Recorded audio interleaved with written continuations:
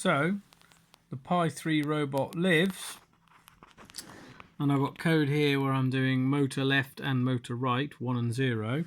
So if I drive it tank style and I brake 1 only, then it doesn't stall so much at all.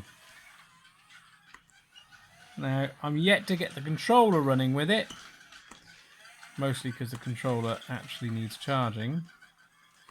You can see it turns a fairly tight circle just by braking one set of treads.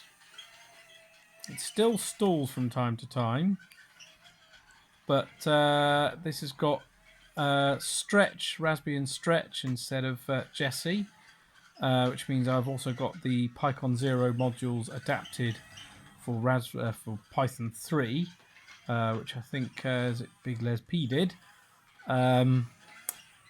And I think I've got to thank Approx Engineering, as I used his image, which has actually got an onboard camera module, as in it's got the OpenCV stuff precompiled.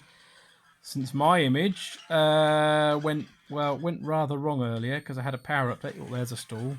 I had a power cable knocked out while doing an dist update, apt-get dist upgrade. And he said, oh, I've got an image with all this compiled. So I'm yet to go and put the camera back on. The white thing you'll see at the front, hold on, I'll turn it around so you can see it. That's where I'm intending to put the Pi camera.